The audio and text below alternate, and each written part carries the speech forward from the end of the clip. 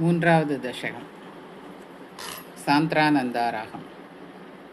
पठन्तो नामानि प्रमदपरसिन्धौ निपतिताः स्मरन्तो रूपं ते वरद कथयन्तो गुणगताः चरन्तो ये भक्तास्त्वयि खलु रमन्ते परममून् अहं धन्यान्मन्ये समधिगत सर्वाभिलषितान् गदक्लिष्टं कष्टं तव चरणसेवारसबरेभिः अनासक्तं चित्तं भवति पद विष्णो गुरुदयां भवत्पादाम्बोजस्मरणरसिको नाम निवहान् अहं गायं गुहचन विवर्ष्यामि विजने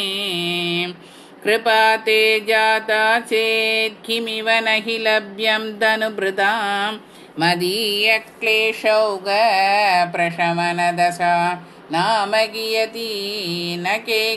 लोकेऽस्मिन्ननिशमयि शोकाभिरहिताः भवद्भक्ता मुक्ता सुखगतिमसक्ता विदधते मुनिप्रौढारूढा जगति खलु गूढात्मगतयो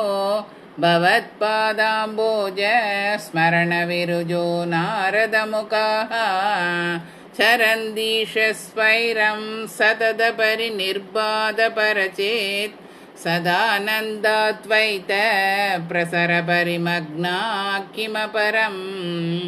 भवद्भक्तिस्पीता भवतु मम सैव प्रशमयेत् अशेषक्लेशौघं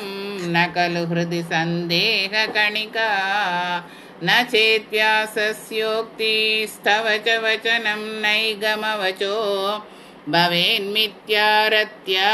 पुरुषवचनप्रायमखिलम् भवद्भक्तिस्तावत् प्रमुखमधुरा त्वद्गुणरसात् किमप्यारूढा चेदखिल परितापप्रशमनी पुनश्चान्ते स्वान्ते विमलपरिबोधोदयमिळन् महानन्दाद्वैतं दिशति किमदः प्रार्थ्यमपरम् विदूय क्लेशान्मे गुरुचरणयुग्मं धृतरसं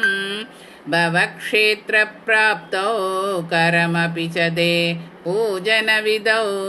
भवन्मूर्त्यालोके नयनमतते पादतुलसी परिग्राणे क्राणं श्रवणमपि ते चारुचरिते प्रबोधादिव्यादि प्रसभचलिते मामककृति द्वितीयं तत्रूपं परमसुखचित्रूपमुदीयात् उदञ्जत्रोमाञ्चो गलितबहुहर्षाश्रुनिवहो यथा विस्मर्यासं दुरुपशमपीडापरिभवान् मरुद्गेहादीश त्वयि खलु पराञ्चोऽभिसुखिनो भवत्स्नेही सोऽहं सुभगुपरितप्ये च किमिदम् अकीर्तिस्थे मा बोद्वरदगतभारं प्रशमयन् भवद्भक्तोत्तंसं जडिति कुरु मां कंसदमन